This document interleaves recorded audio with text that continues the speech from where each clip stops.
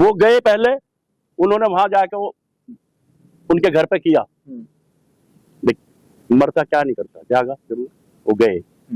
इसमें हम कतई भी दूसरी बात आपको और बताऊंगा जो हमें पता लगा, जब वो रात को वहां विधायक पहुंचा, जो हमें उनकी जो रानी साहब ने बताया, चैंपियन साहब से तुम्हारी बात नहीं हुई, उन्होंने बताया कि जब वो घर पर गए, उन्होंने वीडियो डाल दी, हमने तुरंत कप्तान साहब को वहां के प्रशासन को अवगत करा, लेकिन उन्होंने इस पर कोई गौर नहीं किया। अगर वो गौर कर लेते तो शायद चैंपियन साहब के घर पर जाने का मौका ना मिलता। तो इसमें गलती किसकी है? प्रशासन की।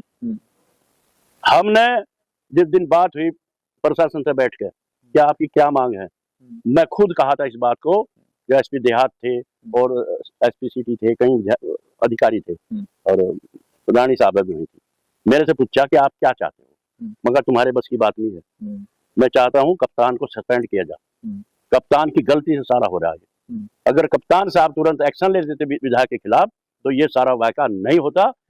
यहाँ के प्रशासन ने जानबूझ के इस विवाद को बढ़ाने का काम कर दिया है।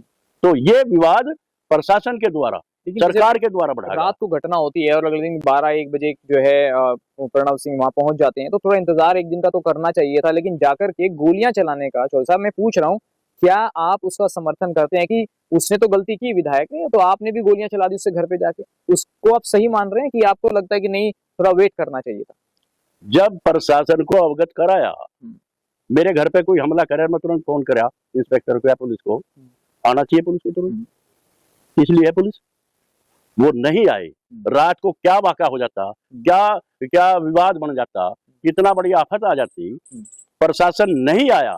प्रशासन की गलती की वजह से जब उन्होंने देख लिया कि प्रशासन हमारा कोई मदद इसमें नहीं कर रहा, तब वो घर पर गए, जाना जायज था। फिर मैं कह रहा इस बात को, जब वो इस तरह का इतना बड़ी हरकत उसने करी है तो चैंपियन साहब ने ठीक किया जाकर।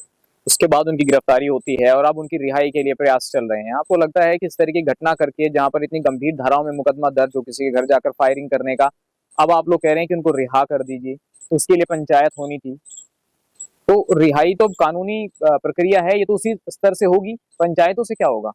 हमारा काम रिहाई करने का नहीं कर रहे, न पंचायत रिहाई के लिए पंचायत हो रही है। हमारी पंचायत इसलिए है कि प्रशासन ने, सरकार ने एक तरफा कार्रवाई की है। पहले वो गया, पिस्टल लहराया, आग लगाने की बात करी, उसके खिलाफ मुकदमा कायम नहीं किया, उस पर 307 लगनी चाहिए थी, उस पर राजद्रोह का मुकदमा लगाना चाहिए था, ऐसी आस्था केंद्र पर जाकर आग लगाने की बात कर दी, वो नहीं किया और उनके खिलाफ मुकदमा कायम कर दिया, तो एक तरफा कार्रवाई हुई। हमारा विरोध है, एक तरफा कार्रवाई प्रशासन ने, सरकार ने की है, इसका विरोध है।